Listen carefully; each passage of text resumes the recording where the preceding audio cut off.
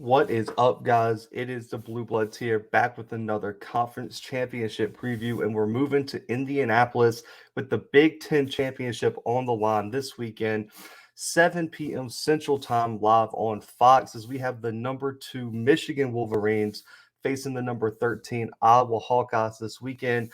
The Wolverines are a 10.5 point favorite, and this will all go down in prime time, man. And this is not only going to determine potentially the Big Ten champion, but it's also going to have major college football playoff implications for the entire conference, man. If Michigan loses this game, the Big Ten potentially could have no representatives in the Final Four. And then on top of that, it is absolutely going to impact the New Year's Six bowl race this offseason, man. Who is going to be able to represent the Big Ten in those New Year's Six bowls? Now, on top of this, man, we got to set the stage. The Wolverines enter this matchup 11-1, 8-1 in the Big Ten. They are coming off a program, really defining win over the past few years, finally getting the monkey off their back, defeating their arch rivals Ohio State last weekend, and that win is going to give Jim Harbaugh a chance to win his first Big Ten championship with the Wolverines and bring the Wolverines their first conference title since 2004, which shockingly they split with the Hawkeyes, and this will be their 17th outright Big Ten championship if they win this weekend, and their first outright championship since 2003, man. So a lot is on the line for the Wolverines, but for the Hawkeyes, they've quietly fought to a 10-2 record. They were number 2 at the country and one time, gets upset by Purdue, and they just kind of fell out of the national spotlight. But 10-2, and Kirk Ferentz looks to add to his already well-established legacy for the Hawkeyes, looking to win his third Big Ten championship. And this will be the Hawkeyes' first Big Ten title, like I said, since 2004 when they split with Michigan. But they have not won an outright Big Ten title since 1985, guys. They split the 1990, 2002, and 2004 Big Ten titles. So this is going to be giant for Iowa as well. Now, these programs first met in 1900. The Wolverines currently lead the series 42-15-4. They won their last matchup in 2019 against the Hawkeyes, but these programs have split over the last 4 matchups. And like I said, man, this will be the first time they've matched up in the Big Ten championship game. Now, that's the stage, man. It couldn't be, like I said, it couldn't be any bigger. But the key for the Wolverines this weekend has to lie on their rushing attack, their ability to pound the football and allow their athletes at the running back spot to be the playmakers that they have been all season long. They are going to have to try and find some running room against this very good Hawkeyes defense that's allowing only about 100 yards per game on the ground, top 3 in the Big Ten. We saw last week, man, the focal point of the offense has to start with the rushing game. This offense ranks 9th in the country, number 1 in the Big Ten with over 224 yards on the ground per game. And they also lead the Big Ten, and they rank top 3 in the country in rushing touchdowns with 35 rushing touchdowns this season. And the name to know, if you don't know this name already, must be living under a rock. But it was the superstar MVP from last week, Hassan Haskins, man, over 1,200 yards rushing, 5 yards per carry, 18 rushing touchdowns this season, leads the Big Ten in rushing touchdowns, top 2 in rushing yards, and is still top 10 in yards per carry. Last week, his 5-touchdown performance really was the spark to lead Michigan over that Ohio State hump that they had not been able to get over in years. And Hassan Haskins is going to be the X factor this weekend. If he can establish himself and have another outstanding game, Michigan is going to be an extremely tough team to beat moving forward, especially this weekend, man.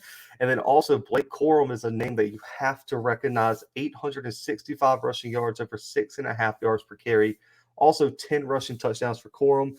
He battled a bit of injury, but he's starting to kind of work his way back into the fray. He's their big hitter, man. This is the guy that can take the football and make big things happen. He's extremely fast and shifty, while Haskins is more of the every down type of running back, and they complement each other very well. And these two guys have been the face of this Michigan offense. Now, you also can't forget Donovan Edwards. He's been a rotational piece, especially when Corum went down with injury, but he's really a dual threat type of guy. He can do it on the ground, almost 200 yards rushing this year, 2 rushing touchdowns, but he's also big out of the backfield in the receiving back aspect of his game with over 200 yards receiving, a receiving touchdown. You look back at that game a few weeks ago, man, he was one of their leading receivers. He had a giant game through the air. Now, the Wolverines are going to put a lot of pressure on the D-line and linebackers of Iowa. Like I mentioned last week in my Ohio State preview, they like to bounce their runs outside if they can. They can run in the A gap, but if they can bounce it outside, that's where they can wreak a lot of havoc on your defense, man. Off the edge, almost 900 rushing yards, 14 rushing touchdowns, almost 60 first downs, and over 25 explosive runs or 10 or more yards have been generated this year off the edge. Corum and Haskins excel in making players miss an open space. So if Iowa cannot keep them contained inside the tackles, Michigan's going to be a very tough team to knock out this week. And they also generated over 20 explosive runs up the middle in the A gaps. So you have to be stout almost everywhere in this Iowa front seven to slow down this Michigan rushing attack. Now, the other key, real quickly, especially against the stingy Iowa defense that leads to Big Ten in interceptions with 22. You look at Riley Moss and Matt Hankins at the DB spot. Michigan has to get Cade McNamara comfortable in the pocket and help him avoid any and all turnovers. The quickest way for Iowa to make this competitive and to open up this game is if McNamara catches a turnover bug. When Iowa's defense is forcing turnovers, they are damn near impossible to beat, which is why they were the number 2 team in the country at one point this season. McNamara's had a solid year, 14 touchdowns, only 3 picks, over 2,300 passing yards. Top 5 in completion percentage this year, top 6 in passing touchdowns and passing yards this year in the Big Ten. But the number one thing for Michigan, McNamara has really struggled with his intermediate game, those 10 to 19-yard passes. He has not been playing well over the middle in that intermediate range. He's been efficient taking his deep shots and playing underneath. That's where you have to stick. You have to keep him in his comfort zone, because if you get him throwing too many of those intermediate balls, I think Iowa's going to have a great chance to pull off this upset. So on the deep balls, 5 touchdowns, no picks, 11 big-time throws, while he's completing 75% of his underneath stuff. 4 touchdowns, no picks, over 40 first downs generated. A lot of his turnovers come in the intermediate game. So you have to keep McNamara comfortable, work everything underneath, make Iowa come up and make plays, and when they load the box, beat them over the top. That's going to be the key for Michigan this weekend. Now, for the Hawkeyes, man, it's going to lie on being balanced this weekend for me. This offense hasn't been explosive in either aspect of their passing or rushing game. The Hawkeyes ranked 13th out of 14 teams in the Big Ten in total offense. So this offense has to keep Michigan off balance. They can't become one-dimensional, because with the Wolverines defense, they're only allowing 318 yards per game. That's top 4 in the Big Ten. You cannot let them get comfortable. You cannot let them stop your run and pin those and those edge rushers pinning their ears back and getting after Spencer Petras. You have to be balanced this weekend. It starts with the rushing attack. This Michigan defense is they're going to try to put the game in Spencer Petras' hands. You cannot allow them to turn you into a one-dimensional passing team. So if you can establish the run, it's going to allow Petras more time in the pocket, more time to push the ball downfield, and also is going to help the Hawkeyes wide receivers get more favorable matchups on the outside. That starts with Tyler Goodson at running back, over 1,100 yards rushing, 4.6 yards per carry, 6 rushing touchdowns this season. He's top 5 in rushing yards, top 10 in rushing touchdowns. And then also Petras has 5 rushing touchdowns this year as well. They're really not super deep at the running back spot this year for the Hawkeyes. Goodson's going to man a lot of the load. He has to have a big game. I'm saying the Hawkeyes are going to have to run for 100 to 150 yards. You have to establish the rushing attack. And on top of that, you cannot allow Michigan to control the pace of the game. If Michigan's just running the football, shortening up the game, and wearing down your defense, I think Iowa's going to have a lot of problems this weekend against this Michigan defense. Now, the passing attack, they have to have a big game, man. You cannot turn the football over. Like I said, Michigan's going to control the pace of the game with their rushing attack. Giving them extra possessions and good field position is the quickest way for this game to be a blowout. Petras, 1,500 yards passing, 9 touchdowns, 6 picks. And if you see him struggling, Don't be surprised if you see Alex Padilla come in at quarterback. He's stepped into the role for the past few weeks. He's really helped this offense win. Petrus has been struggling recently, so look for that. But from what I can tell, Petrus is still going to be the first starter, the guy to take the first snaps this weekend.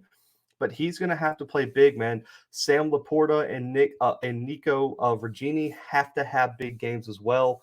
Laporta, 486 receiving yards, 2 receiving touchdowns. Virginie, only 1 receiving touchdown, but over 300 yards receiving. They're going to have big games. The playmakers on the outside for Iowa have to help Petrus out because he's not going to have a lot of time to throw the ball, so they have to get separation from these really good Michigan defensive backs. Now, with Petrus, the rushing attack really sets up the passing attack for this offense. It consists of a lot of underneath routes, and they're going to try to make Michigan tackle them in open space. They're going to bore you to death and then just take 1 or 2 deep shots in the game. When you look at their short passing game, that accounts for over 50% of Petrus's dropbacks, and that short attack, over 600 yards passing, 3 touchdowns, over 30 first downs generated. But when they take the deep shot, which isn't often, Petrus grades at a 95 passing grade according to Pro Football Focus, 4 touchdowns and 12 big-time throws. If he can get everything working underneath and get some explosive plays generated, that's going to have to be a key for Iowa this weekend. Now, lastly, the matchup to watch this weekend. It should be clear if you've watched either of these teams because the Iowa offensive line against this Michigan defensive line cannot be understated this weekend. If Iowa cannot control the line of scrimmage and slow down the best edge rushing duo in the country, it could be an extremely long day for the Hawkeyes. And it could get interesting if Michigan can't get pressure on Petrus and can't stop the run. So for me, something has to give. And you look at this Iowa offensive line, they rank 13th in the Big Ten in sacks allowed with over 31. They've really struggled blocking the edge, which is going to be a major concern coming into this weekend since Michigan has 2 of the best edge rushers in the country. Now, the positives, though. Tyler Lindenbaum at center, probably might be the best offensive lineman in the country, is a 95.3 PFF blocking grade. That's number 1 in the country. And if he finishes number 1, it'll be 2 back-to-back years of finishing number 1 in the country. And he has the best career blocking grade in the history of Pro Football Focus's college football coverage. So that shows you how dominant he's been. Only 1 sack allowed this year, only 2 QB hits, only 6 total pressures. Lindenbaum is going to do his thing on the inside. Now, the question is, can Nick DeJong and Jack Plum have big games at those offensive tackle spots? They have their toughest test of the season. They have to neutralize the edge rushers for Michigan. And they've allowed over 8 sacks, 10 QB hits, and almost 40 QB pressures between the tackle spots this year. That cannot happen this weekend. If they cannot protect Petrus, Michigan's running away with this one. They're going to have to slow down Aiden Hutchinson and David Ajabo. And speaking of them, this Michigan D-line has been an absolute problem this season. Racked up over 33 sacks, that's 3rd in the Big Ten, and they have 2 players inside the top 10 in the country in sacks this season, and they're also the top 2 sack leaders in the Big Ten. And it starts with Aiden Hutchinson, and you could just even put David Ajabo in that conversation as well. Hutchinson, 12 sacks this year, 14 and a half tackles for loss, 2 forced fumbles, and over 54 total tackles. Last week, he was unblockable against Ohio State. 3 sacks last weekend, and he was one of the defensive MVPs. And he has a great chance to be Big Ten Defensive Player of the Year this year. But then David Ajabo, don't call him a Robin. This is Batman 2.0 over here, man. But they are 1-1 here, man. There's no Robin in this scenario, man. Ajabo is a monster off the edge. 11 sacks, 11 tackles for loss, 5 forced fumbles. If Ajabo gets your hands on you, he's going for the strip sack, and he is very, very good at it and can excel in it. If he can create turnovers, I was in for a long day. He also has 33 total tackles. Both of these guys are going to be first-team Big Ten All-Americans. Potentially both of them could be first-team NCAA Americans as well, man. Hutchinson and Ajabo are keys from Michigan. They've wreaked havoc all season long. They've done it every single game this year. If they have a big game, I was in a lot of trouble, and Iowa has to find a way to neutralize both of these guys because they are game wreckers off the edge for Michigan, and they really set up the secondary nicely because it forces quarterbacks to make quick, they force the quarterbacks to make bad decisions with the football all the time. The clock speeds up, and even if they don't get sacks, guys, getting the pressure, knowing that those two guys are coming off the edge, automatically speeds up quarterbacks processing, and they force balls that they don't have to, even when the offensive line blocks good. That's what happens when you have two forces like an Ajabo and a Hutchinson off the edge from Michigan. Now, for my prediction, man, listen, for me, I think Iowa's rebounded so nicely from that loss to Purdue and Wisconsin. But when you look at the matchup with the offensive line and with the Jabo and Hutchinson off the edge, I think that is a matchup nightmare for Iowa. I don't think their offense is explosive enough to run up the score and challenge Michigan. I think Michigan's just going to pound the football. And I think right now, man, Michigan is the better team than Iowa at this current moment, man. I have the Wolverines winning the Big Ten title. Harbaugh's first. He gets the monkey off his back. Just 12 months ago, they lowered his buyout, rearranged his contract. Harbaugh bet on himself. I have him winning the Big Ten title this year as the Wolverines win 34-16 over the Hawkeyes, man. So I got the Wolverines 34, Hawkeyes 16 this weekend in Indianapolis for the Big Ten title game. Guys, comment below your score predictions. Let me know who you think is going to win, your keys to the game, and what you guys are going to be watching this weekend in Indianapolis in primetime on Fox, man. But listen, make sure to check out our conference championship previews. There will be a link playlist at the end of the video. And also make sure to tune in this afternoon and the rest of the week as we preview all the other conference championship games around the country in college football, man. But I appreciate y'all tuning into the Blue Bloods. But until next time, guys, the Blue Bloods are out.